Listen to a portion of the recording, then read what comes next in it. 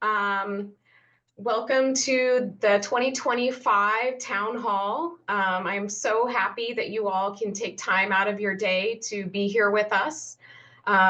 This is a live event, so this is real, live, and happening, but we are recording it. So please be rest assured if you can't attend all of it, or you're going to have to go in and out, or you're got kids going places, that this is also recorded and will be available through, and we'll be making sure it's distributed to everybody. The little bit of housekeeping, this webinar will be an hour long, and we're going to try and do as much as we possibly can in that 60 minutes. So we're going to try and get through as much content so you get the information you need for preparing for school. So what is this town hall? What this is we have gathered the best and brightest experts in all aspects of supporting your child at school. It's really important that you're able to make the decisions that are right for you and make those individual decisions with the input of your healthcare team and your healthcare provider. And on that note, this is not medical advice. This is just information on best practices. And so with that, I would like to start by introducing and welcoming our incredible panelists. So thank you all so much for being here and taking time out of your busy days with all that you do to serve our type 1 community. So I'm welcoming Dr. Francine Kaufman, Dr. Cynthia Muñoz, and Dr. Jennifer Sherman. Thank you all so much for being here today. And what I want to do now is jump in with our first question with Dr. Kaufman, or as she oftentimes says, please call me Fran. So we're going to jump in with Fran, and as we go through for our panelists, as we start, if you wouldn't mind also introducing yourself. So Dr. Kaufman, would you mind introducing yourself? And then I'm going to talk a little bit about, or if you could talk a little bit about your recommendations for parents on how to prepare for your first meeting with a school, including the administrator, nurses, and teachers. Thanks, Kristin, and welcome everybody. I'm a little hoarse, so I hope you'll excuse me. So I'm a pediatric endocrinologist at Children's Hospital Los Angeles. This is my 50th year at being at Children's Hospital. So I'm kind of old and proud of it, and have watched thousands and thousands and thousands of children go back to school with their diabetes. Certainly a very different world than it was when I first started, and a world in which I think if you plan and have a hopefully very collaborative relationship with your school, the school nurse, your teachers, the principal, everybody involved in the care of your child during the day at school, it can be incredibly successful, and your child can thrive and certainly even gain skills around their diabetes as the year goes along. So the first very important thing is to make first a meeting with the school. But before you actually come together, you want to be sure that you have reached out to your healthcare provider, or however they have that set up within their practice. So maybe it's your nurse educator, who will obviously clearly know as much about your child's diabetes management as likely your physician. So do that, and you must have in hand a diabetes medical management plan.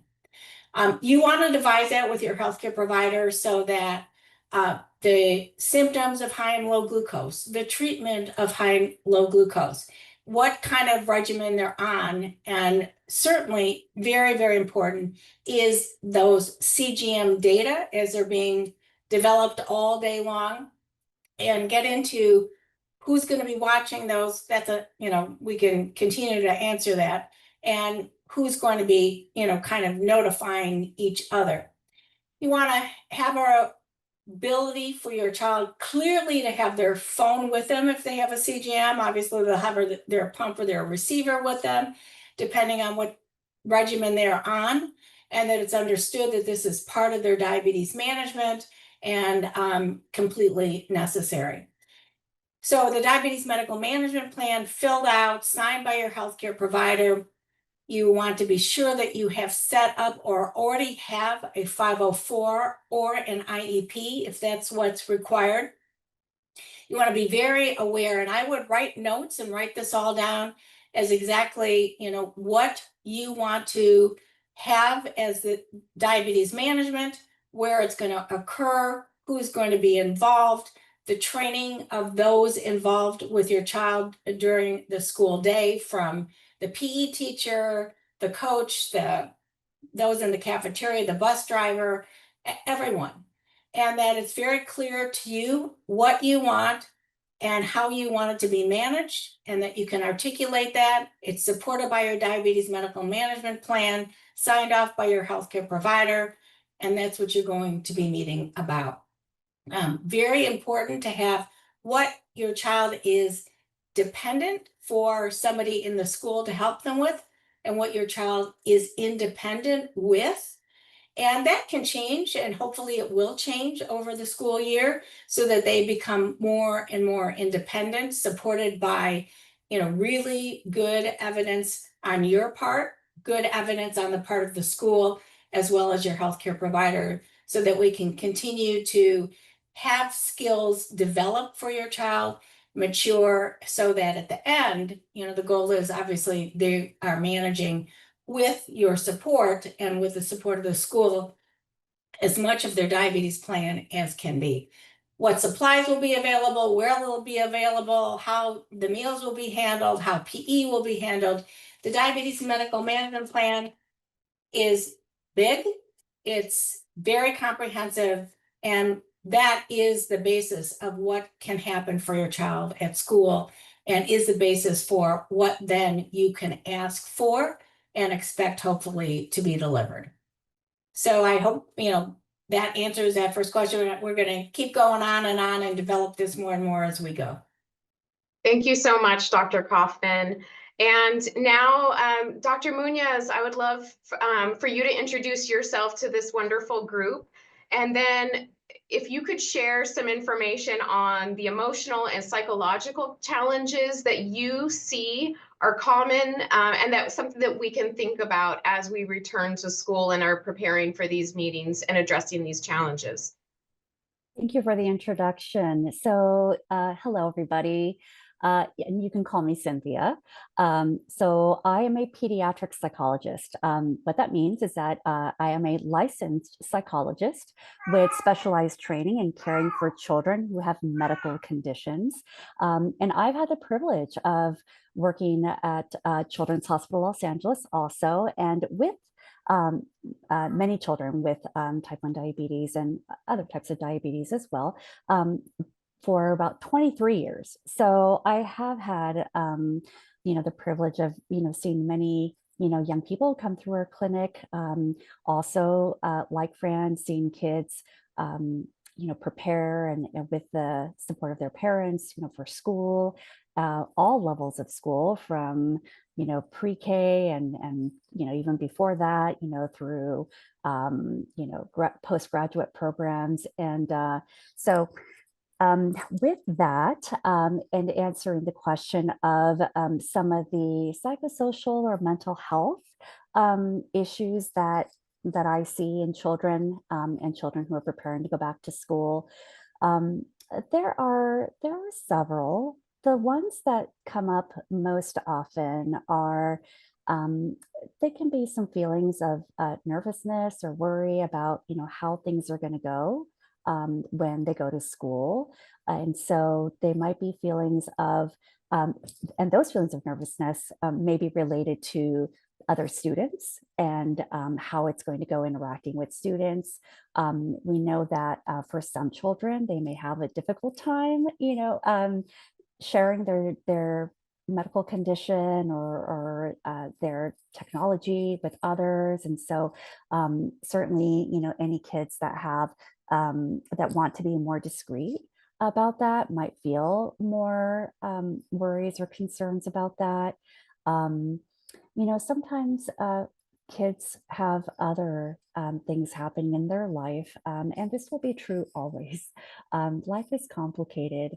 Some of the things that we see more so in people with diabetes, not just children, are higher rates of anxieties. So those might be like excessive worries, to the point where it can get in the way of child's ability to do the things that other kids their age might do. Also symptoms of depression. And so it's not just sadness, but it also can be to the point where it starts to impact their ability to engage with other people, to do their best on their academics. So those are some things, in addition to a variety of other psychosocial challenges that can happen around feeling burnt out from their daily diabetes care needs, and then also wondering how it's all going to come together once they get to school. Some of the things that Fran mentioned, who and where. And so as we continue this conversation, you'll hear me talking a little bit more about how we can support kids psychosocially or from a mental health perspective as we ensure that these plans, whether it's the diabetes medical management plan or what some places call school orders, in addition to the 504 plan or the information that is added to an IEP that helps support a child. So those are all going to be some ways that you can really help support your child, among the many other resources that we'll talk about today. Wonderful. Thank you so much. And now we're going to turn to Dr. Sherman. And I would love for I've heard Fran and Cynthia, you've talked about 504s or IEPs, but even that can be overwhelming. So can you help tell us about yourself and then help us understand what this is, why it matters, and what we need to know? Sure, thanks, Kristin. I wish I was a doctor, but unfortunately I'm just a lawyer, so feel free to call me Jennifer. I'm a staff attorney at the American Diabetes Association in our legal advocacy program. Within our legal advocacy program, our Safe at School campaign fights against discrimination for students in school and works to make sure that diabetes management needs of children are met so that they're healthy and safe and able to enjoy the same opportunities as their peers. We're going to go through a lot of information today. All of our resources are at diabetes.org/safeatschool, which I would recommend checking out. And if you think your student or your child might be facing discrimination because of their diabetes in school, definitely give us a call at 1-800-DIABETES or email us at askada@diabetes.org. And thanks for your question about 504 plans and why they're so critical. So a 504 plan is a written document where the families or the guardians and the school agree on the services and modifications that the student with diabetes needs. So this plan is critical because it's where the accommodations that your student should be getting are listed for diabetes, not the DMMP, the 504 plan. Each child with diabetes has individual needs, so each 504 plan will look a little bit different. Definitely don't sign off on a 504 plan that hasn't been tailored to your child's individual needs.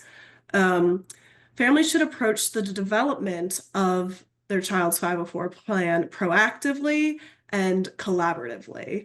That is, develop a plan even when things are going well. So even if you have an agreement with the teacher in the room or the nurse at that school, you should still have that 504 plan in place. The staff could change, the situation could change even the next day, and it's just best to have everything in writing. The accommodations listed in the 504 plan should be reasonable. Even, if you have a teacher who is willing to assist, as I said before, a nurse who gets it, it's just safer to have those reasonable accommodations in that plan. Some examples of reasonable accommodations: assistance with medication administration that goes from insulin, checking CGM, checking with the finger stiff if the CGM isn't working, training different staff members, not just on that daily, what's going to happen day to day, but what they should be doing in an emergency, maybe training on glucagon administration, access to cell phones with all the new technology that children with diabetes are using. In addition, potentially the Wi-Fi from the school to make sure that there's good service so that you're always getting the data that you need. And then access to snacks, water, other diabetes supplies, anytime, anywhere, and access to the bathroom whenever the student with diabetes might need it. So that's just an illustrative list. It's really going to depend on the student and their individual needs. A lot of these, if your student or child has an IEP plan, that would also be found under those. It's just that most children with diabetes have a 504 plan rather than an IEP plan, but it's, you're going to choose one or the other. I do want to note, though, that just having the DMMP is not enough. It's not a substitute for a Section 504 plan. The Section 504 plan is covered by the law, which I'll get into a little bit later. And the DMMP kind of informs what should go in that plan. One, if you're kind of in a puzzle of like, where do I start? Like, what should I include in this? We do have a sample 504 plan that you should adjust during a meeting with your school. And we just updated this, and that's available at diabetes.org/504plan. Thank you so much. And that's so incredibly important. And I would say a Juris Doctorate is invaluable as people understand their rights. So it really is important that we have your expertise as a lawyer to bring that to our population, the type 1 population, so that they know that their rights and feel empowered to ask for them and get it in writing in a 504. So thank you so much. And you mentioned I think it was a DMMP, or a diabetes medical management plan. I would love to hear from Dr. Kaufman, from Fran. Could you tell us what are the core elements that you like to see in a diabetes medical management plan?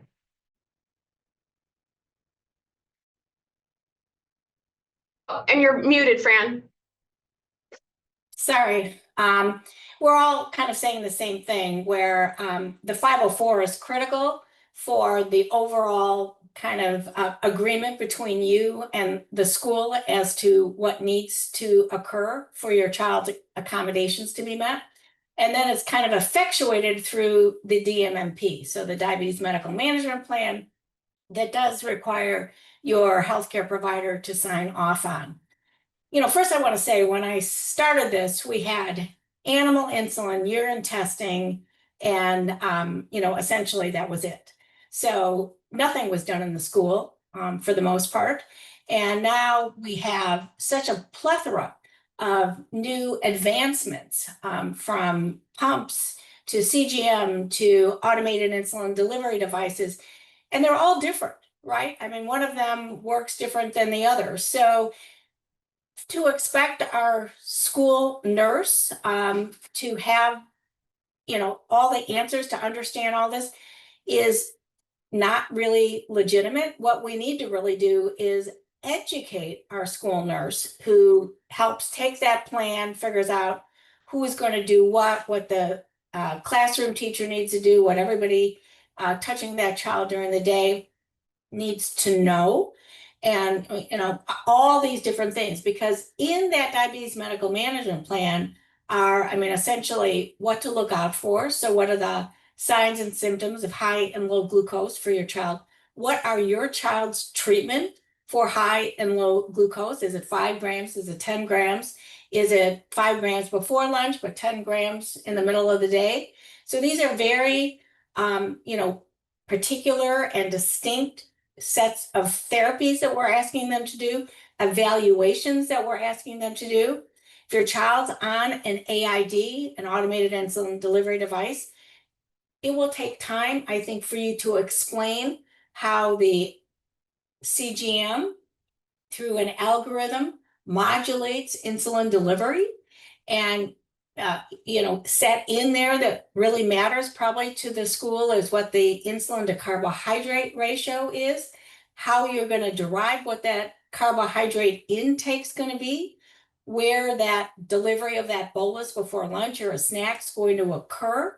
I mean, there are just, step after step. You have to imagine each of the, minutes of the day your child's in school, what can happen, what is usual, what happens with exercise, what happens with parties.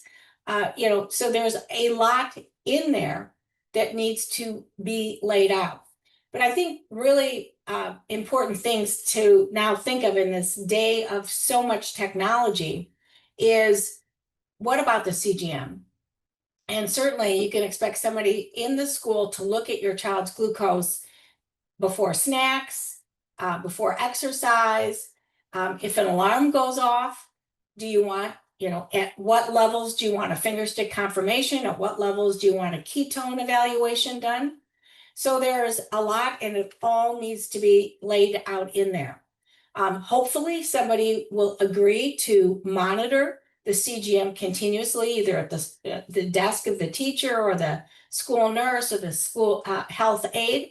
Hopefully you're following your own child's CGM in addition at home, and that you've agreed with either the school nurse or the school teacher that's mainly responsible for your child to maybe text message back and forth with each other.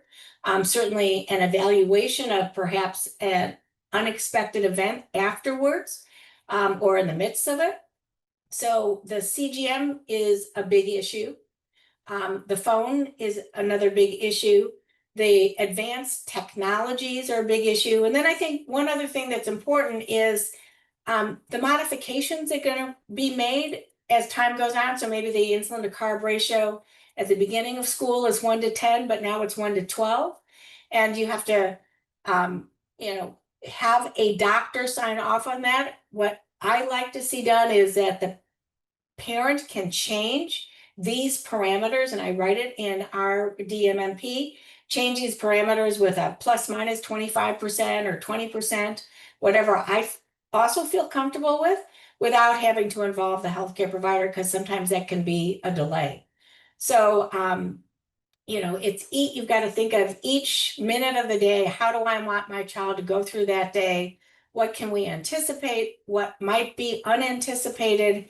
And what needs to be kind of codified for all of those events? And then agreed on with the school nurse how it's going to be done and who's going to do it and where it's going to be done. We don't want the children to be pulled out of class every time there's an alarm or alert.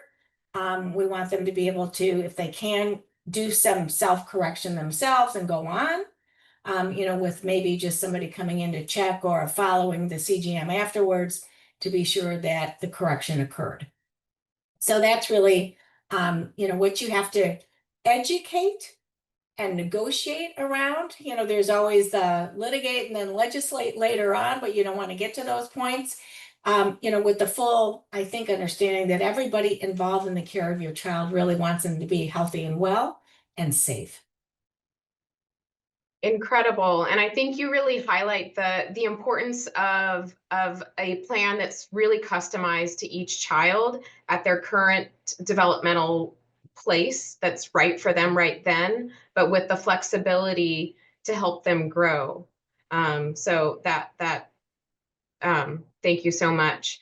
Cynthia, how, as you think about helping families build this and then also building support and communication, what recommendations or advice do you have on building on communication with the schools? What a great question. And I think communication is going to be key.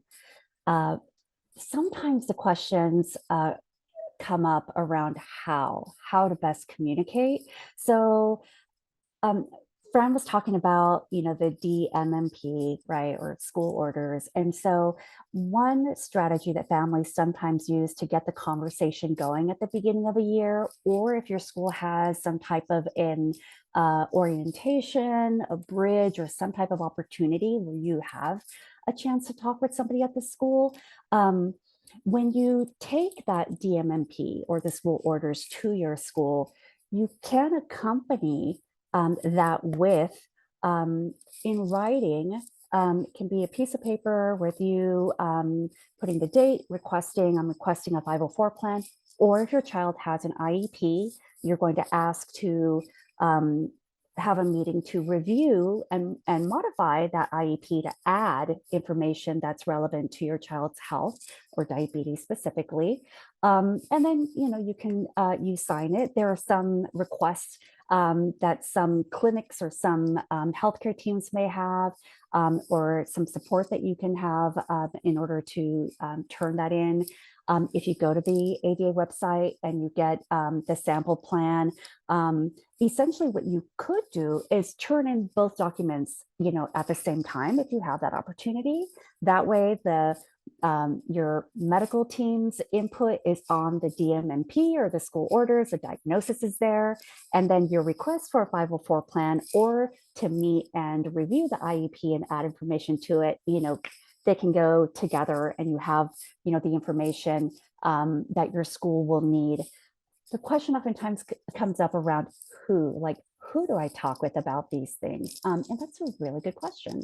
So when you're first submitting these requests, if you turn both documents in together, typically they can get routed to the right person, because when they see that there's this DMMP coming in with the medical information, they'll, route it to the school nurse or whoever's in charge of, health services. There may be an administrator that receives that document. And so accordingly, then your request for the 504 or IEP modifications, can be communicated to that person as well. Otherwise, typically schools will have coordinators. Not all schools use the same type of coordinators, but some schools have 504 plan coordinators. Frequently we hear of IEP coordinators. And so those could be some things to think about when you're thinking, where to get that ball started on requesting those plans. Now, the reason that requesting those plans is key when it comes to communication and developing that supportive environment for your child at school is that is your opportunity to talk with your school team around your child's specific needs. So I oftentimes hear families say, oh yeah, we have a 504 plan, or yes, that information is in the IEP. And so sometimes I'll ask, so does that mean that you had a meeting? Did you have a conversation with the school team to develop that 504 plan or to modify the IEP? And then sometimes I'll get these blank looks because they did not, and understandably so, sometimes there can be some confusion around turning in that DMMP or the school orders and just feeling like that has all the pertinent information. And so that includes 504 information. But as Jennifer said earlier, they're separate. So requesting a 504 and or to requesting to meet and review and modify the IEP, those are going to be your key opportunities to sit down with key individuals, talk about your child's needs. Your child can express their own needs and desires for how their care is going to take place at school, the who, the where, all of that information.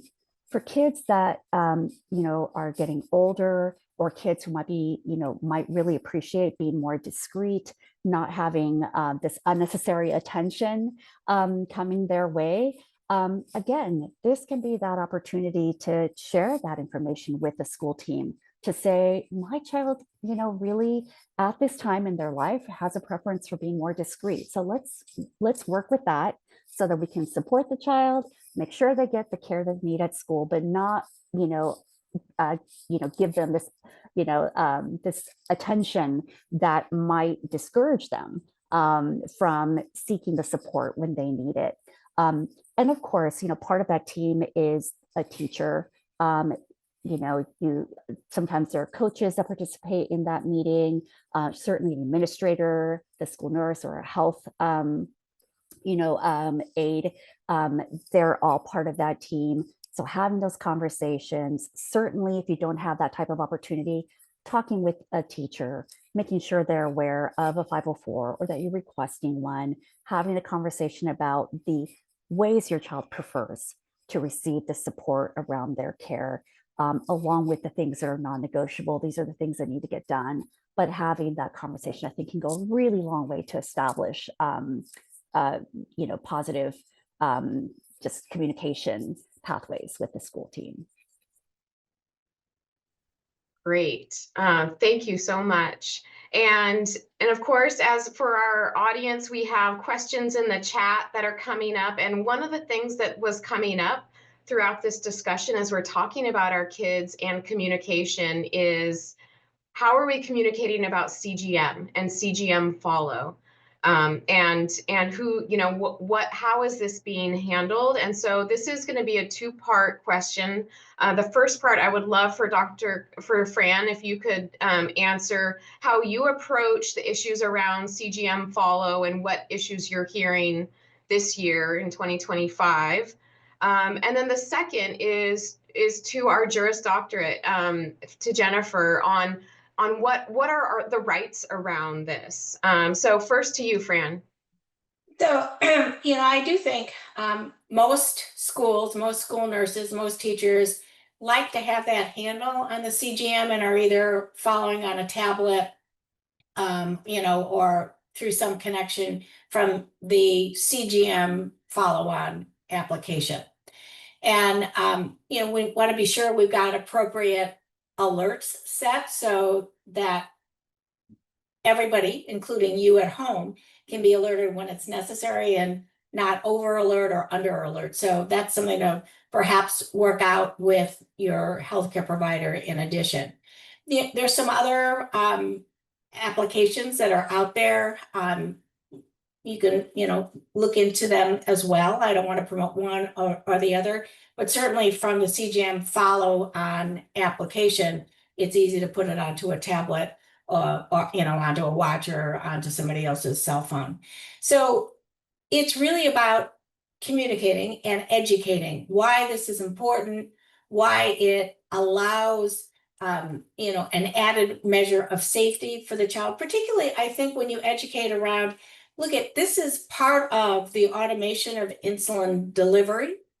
The device is doing a lot to modulate insulin and to keep the child safe. And there's good data to show that these systems reduce severe hypoglycemia, improve overall glycemic management for the child.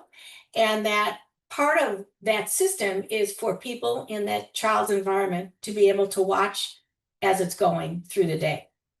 I haven't personally had one of my patients, really meet resistance to not get this through, but, Cynthia and I are at the same place, so we're prepared. And I'm sure some of my other providers have had issues where, and I'm certainly as a healthcare provider, and hopefully your healthcare provider is willing to also talk to the school nurse and to the individuals there to explain that it's actually not a burden. They can just glance at it or wait for the alerts to let somebody know that there's a potential or an aberration of glucose at that moment in time. And it's easier to do it earlier than later. And if it's happening and you don't know, it doesn't reduce your liability versus it's happening and you do know. So I think a lot of it is just explaining. I think people are very confused as to, does this really add to my liability? Does this actually in some way, but keeping liability off the table, it adds to the safety and what's available within these systems for people in a child's environment to be informed of so that the maximal management can occur. So, certainly educating, whether there are options between just the follow-on app versus some of these, other apps that are available, how you want to communicate. Obviously the parents following at the same time, they're seeing that the glucose is, below 54. At the same time, the alarm's going off, the teacher's hearing it. So wouldn't it have been nicer to know before you got to 54 from an alert that was appropriately set, rather than let the child, end up confused and, not feeling well inside the classroom. So I think once they understand, it makes more sense. And, again, that it is part of the system for people to watch this. It's not that you're directing the system. It's not that you're changing settings. I think, the school is very concerned of, then what do I do? Well, here's in the plan exactly what to do. If the sugar is between 40 and 54, here's what you do. Between 54 and 70, here's what you do. So it gets you to an already predetermined therapeutic step in time, to really mitigate more aberration. So I think educating and, I think of when I started, we had no technology. Then we had pumps, and it was very hard at the very beginning to have a pump in school at all. And how far the school has come with us, how far we've all come.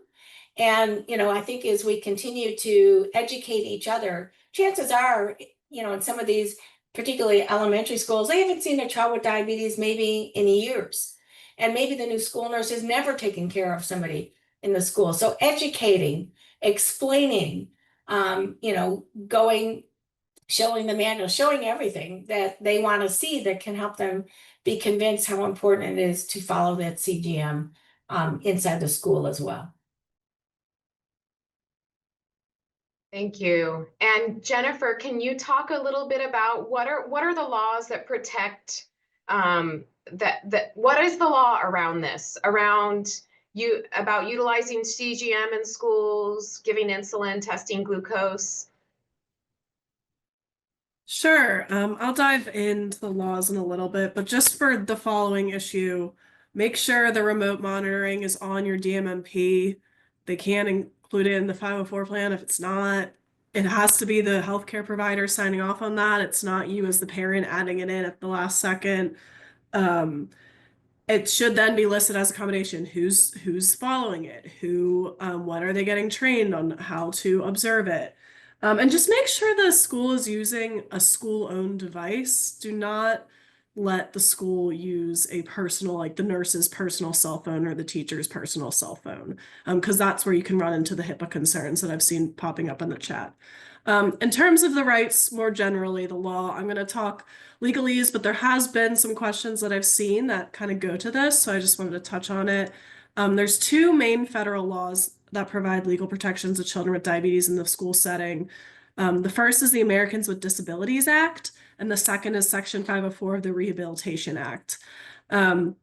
So I'm going to call them ADA and Section 504. So these are anti-discrimination statutes. They prohibit discrimination on the basis of disability.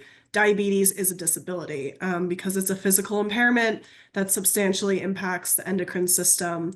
And in addition to that, it impacts caring for oneself, performing manual tasks, walking, seeing, speaking, learning, concentrating, thinking, and communicating. So it impacts all those major life activities. The rights under both are similar. However, for Section 504 to apply, first, the school must receive some sort of federal funding.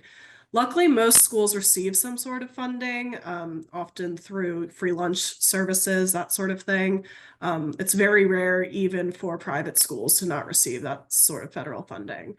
The ADA applies to all schools regardless of funding, unless they are religious institutions. So 504 still can apply to religious institutions as long as they get some sort of federal funding. As we mentioned before, under these laws, you got to provide reasonable modification and accommodation to policies and procedures. That's a legalese term for reasonable accommodations for your kid.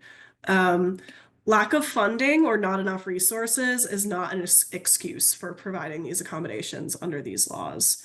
We've gone over what some of the accommodations are, so I'll move quickly to just mention a third law, which pops up sometimes.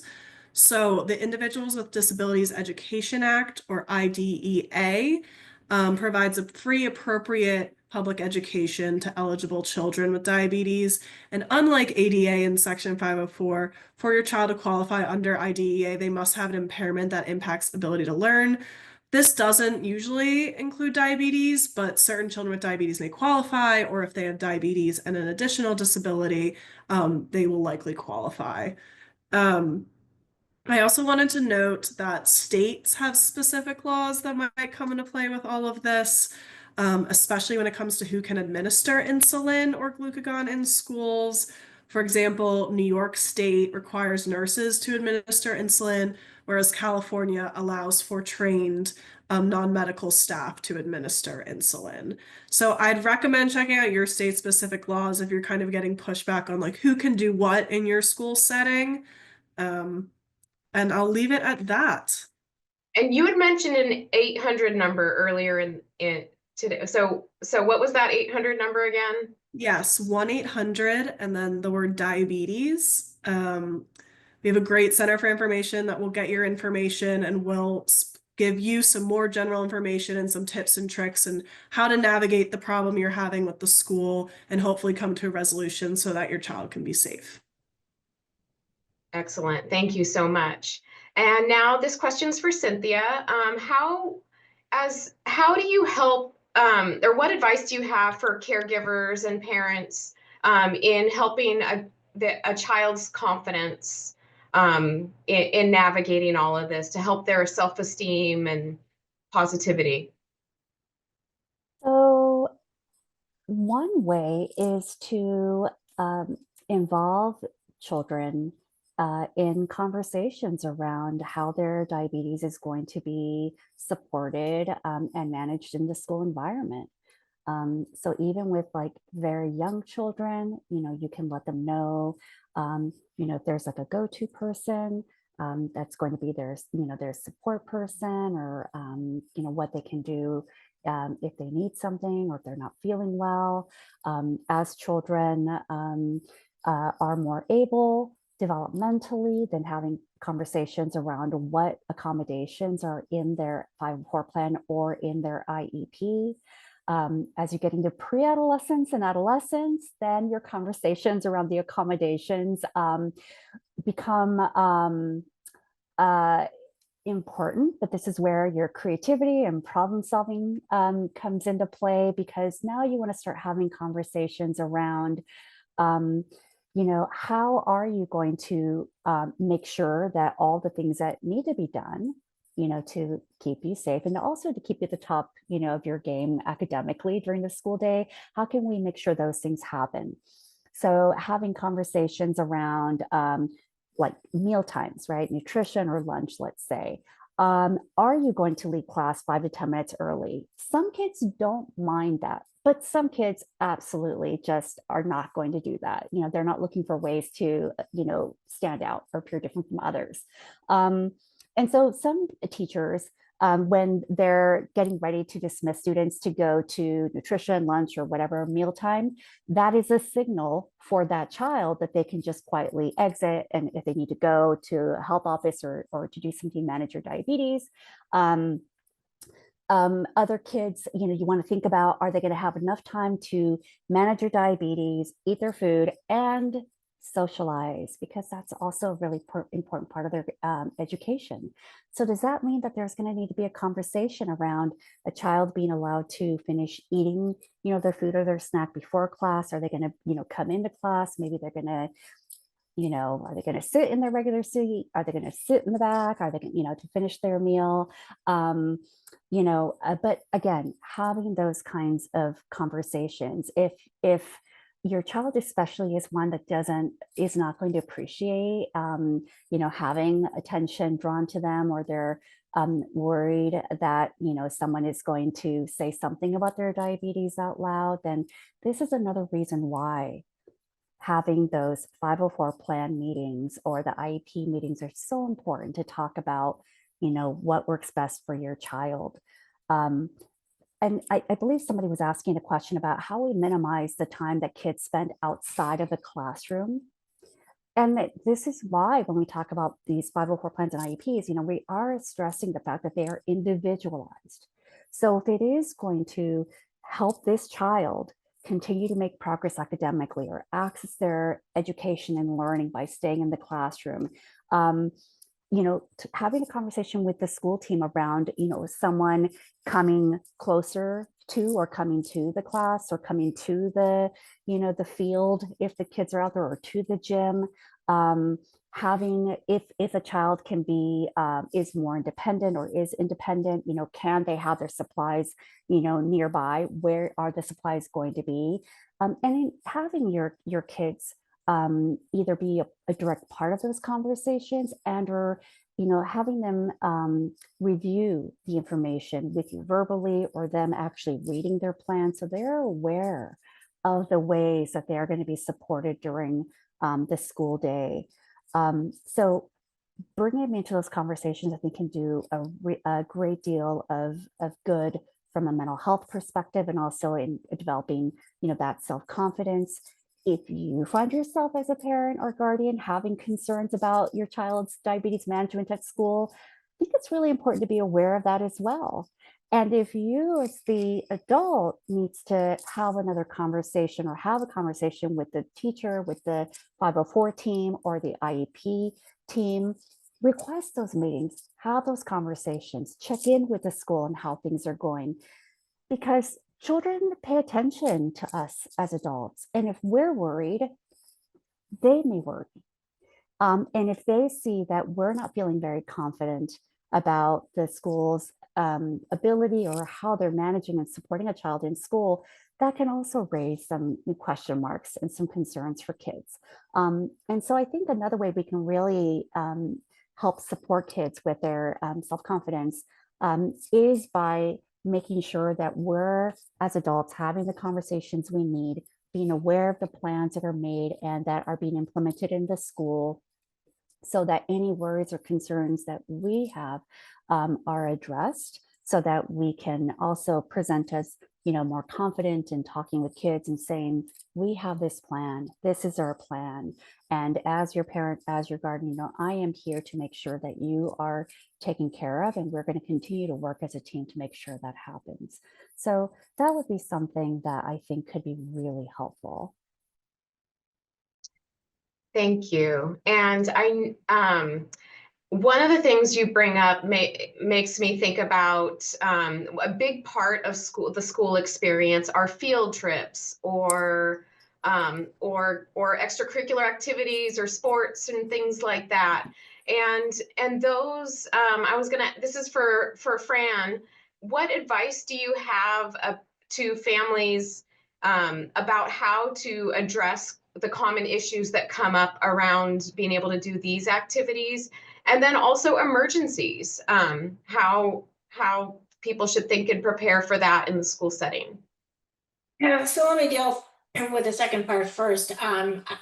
There's supplies that need to be in the school that are supplied by you as the parents.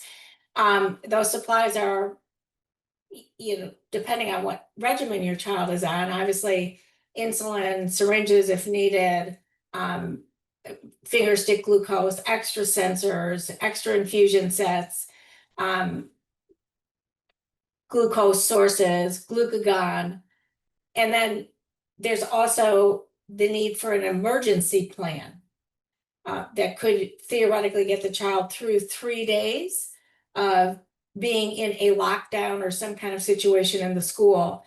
So there have to be enough supplies for 3 days and a specific plan. And most of those plans kind of take into account if the pump wasn't functioning, going back actually to more manual, even insulin injections if need be. And needs to be articulated, particularly in what's going on in the world these days, and have a area where these supplies can be kept. It's very daunting to think about that. I'm in Southern California, so we think about earthquakes all the time.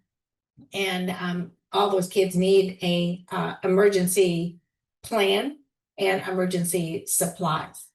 So in addition, I forgot the first part of your question, Chris. I got so excited. Sorry. And then the other was around like extra. Extracurricular stuff. Well, yeah. So if it's sponsored by the school is responsible for meeting those accommodations. We have an island called Catalina off Southern California. A lot of the schools take kids to this island. You can't get on and off this island easily. and could require a helicopter evacuation. So when I hear about it, it's kind of gets anxiety in my heart as well. So far, it's all gone really well, and there haven't been any issues, but there have to be accommodations. So what does that mean? If the child's going to be in a camp for 2 nights, 3 nights, 1 day, whatever it may be, that there are adequate supplies, that there's an articulation of, again, imagining what happens when the children wake up, what needs to be done, what's happening through the middle of the day, what about that mid-morning snack, what about lunch? I mean, essentially every minute of the day, kind of what needs to occur, who's doing it, what's their training, and you have to feel, pretty comfortable that whoever is going to be responsible in some of these particularly extraordinary circumstances, that you're comfortable that this person is trained, that understands your child's medical management plan, and that the school, is meeting those accommodations in a reasonable fashion. I will admit, I certainly have had parents who have gone to Catalina and kind of hung out in the background just in case. It's not by my recommendation, because the recommendation from our center is that this is really, it's a school-sponsored event. It's the school's responsibility to meet the needs of the child. And that goes for field trips, it goes for after-school sports, that, if there's a track meet, that they're taking them, halfway across the city of Los Angeles, whatever it is, the accommodations have to be made, the necessary supplies have to be there, and somebody responsible who is educated as to what might happen to that child. Great. And Jennifer, for you, if a family is struggling with this or getting pushback, what are your first steps for them? What are your recommendations for what to do, where to find information, how to start trying to unpack and understand their rights? Sure. Definitely take a deep breath. We know it's a lot. It sucks that you're having to go deal with this and dealing with the pushback from the school, but it can be resolved. I think Fran kind of mentioned this, but our legal advocacy model is educate, negotiate, litigate, legislate. And we often find that it's sometimes just an ignorance thing. The schools don't know about what they really should be doing. So educating the schools on the care for kids with diabetes and the relevant legal protection often resolves the problem. A lot what you've learned today, for example, for extracurriculars, it's not just a recommendation that they don't have to have the parents come. It's protected under federal law. They can't force you to be there. They have to have backup plans for trained staff. If there is a nurse, there has to be some sort of sub-nurse that knows what they're doing. And so often that, education piece works. If the school still pushes back, saying there's liability or safety concerns or it's understaffed, it might be time to negotiate. This is, I would say, always put everything in writing, but this is where you should especially put everything in writing. The student's healthcare provider, like Fran or Cynthia, can be a tool to explain, what should be done in the school setting. It's also an opportunity to contact us at our 1-800 number, where we have some template resources that you can use for this stage. You might also, want an advocate in your community to help support you. If negotiations don't work, it might be time to litigate.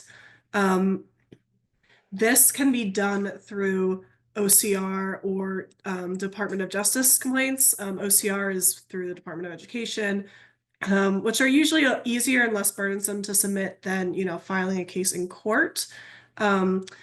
There's often state level offices, if you prefer to not file with the federal government, where you could reach out to resolve some of these problems. There's also usually due process hearings available at your school district level. So even more locally, kind of a more formalized process. Reaching a result through any of these avenues may take a long time. You're not going to get it fixed overnight when it reaches this stage, unfortunately. But litigation might be good if you're, hearing from a lot of different families in your school district that they're having the same problem. That's what we did with New York City Public Schools. That's what led to our lawsuit and settlement agreement there. But sometimes litigation doesn't even work, unfortunately, because it won't solve the issues with the way that the law is written. which cover who can administer insulin. That's something that can only be changed through legislation. So we have legislation across many states in our country that creates exceptions in the school setting. So if you feel like your state might benefit, maybe that's the best avenue. So that is a lot. We find that it's usually very, you don't have to reach that level hardly ever, but educating and negotiating is usually what's going to get your child to get the care that they need in schools.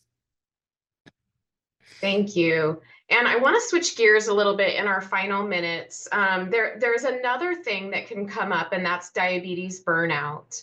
And so I would love, Cynthia, if you could talk a little bit about what that is and how it can, and how we know if that's something that a child might be going through. Yeah, what a great question.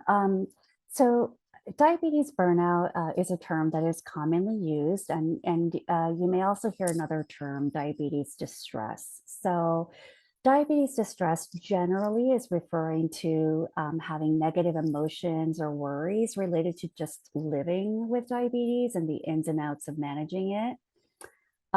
Diabetes burnout is typically referring to a point where individuals feel overwhelmed, or they may become disengaged from their self-care, from their diabetes care.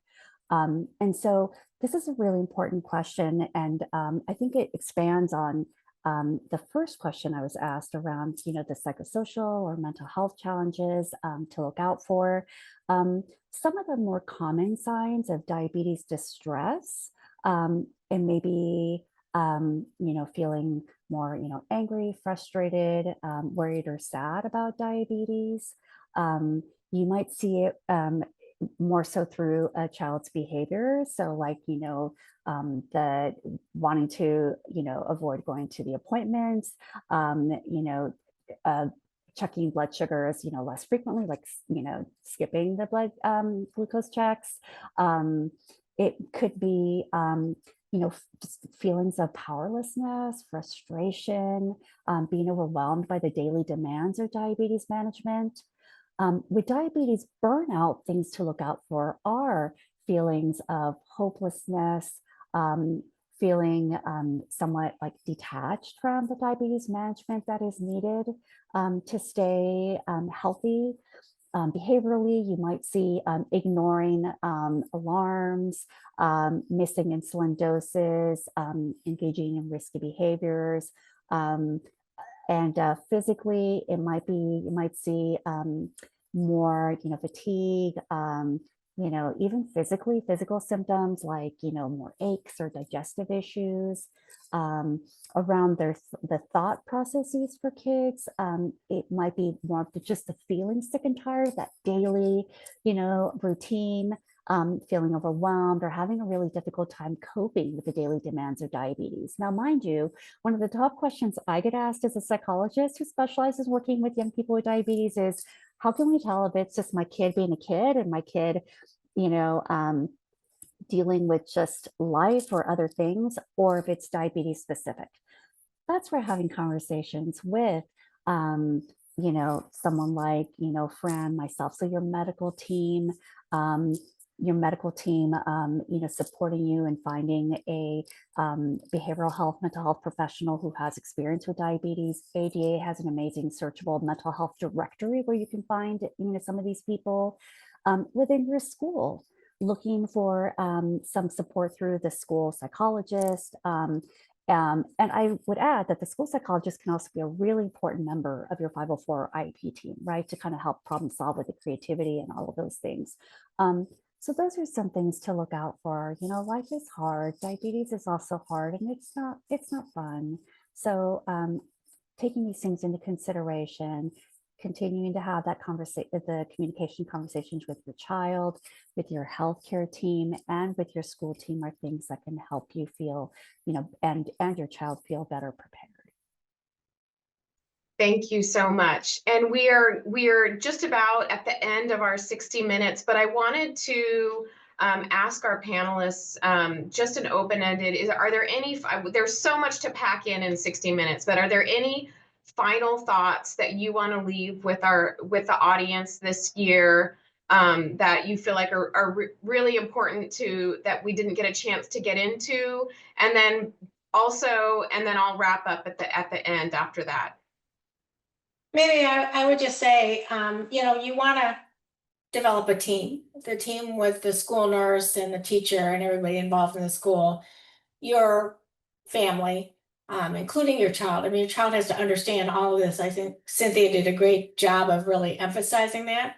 And then your healthcare provider. I mean, we should be part of the team, informed what's going on, and certainly let us help as much as we can. And then, technology is part of that team now too. So I think you need to say, my child's using a lot of technology. We have communication through technology, and, together, this is really what we're striving for, and articulating it. I mean, I can't say how important how important it is to each step. And I think of it when I, help with the family develop these, that we're kind of going minute by minute through the school day. And, what could potentially happen? What do we need checked here? And if that's what needs to be done, that's what has to be done. I would add that having a support system can really go a long way. And so, there's so many opportunities, from camps for children or families with diabetes to, retreats, to day trips, to groups and meetups. And so considering those opportunities, there are some opportunities now that are not just age specific for kids, but there are some that are specific, for like moms, and now there's, there are more resources for young adults, which is fantastic. And so thinking about your opportunities to build those support systems, I think can, do a world of good in all areas of life, for kids. And as, for parents, it's also a lot acknowledging that, and, seeking, that support. And then along those lines, a comprehensive support that's available for schools is, we call it the guide, and I'm sure someone on the team can post a link or can provide the full name in the chat. But looking at some of these resources and the information that is out there that can help guide the school team members, teachers, coaches, bus drivers, everyone. I think those can also help, bring peace of mind of just getting some information for yourself, so that you feel equipped when you talk with the school. I don't think I have anything else to add, but, I know a lot of people put individual issues that they're dealing with in the chat. So please reach out to us at 1-800-DIABETES or ask88diabetes.org. We want to get you those resources that are specific to your situation so that you can resolve it as close to the start of school as possible. So yeah, thank you. Thank you so much. And thank you to our incredible panelists for being here today. A huge thank you to the American Diabetes Association and to Breakthrough Type 1 Diabetes, and to Sansum Diabetes Research Institute, which is where I'm from. Again, I'm Kristin Castorino. And just a reminder to our audience, if you've registered to this meeting, we've got your contact. So we're going to send the resources and a recording or a link to the recording to you. You'll have that. And if your questions weren't answered, keep asking them, and either through one of the links, so that we make sure that we get those questions answered. And it takes a community, it takes a village. And so thank you for being here to create that resilience to do anything that we want to do. So thank you so much.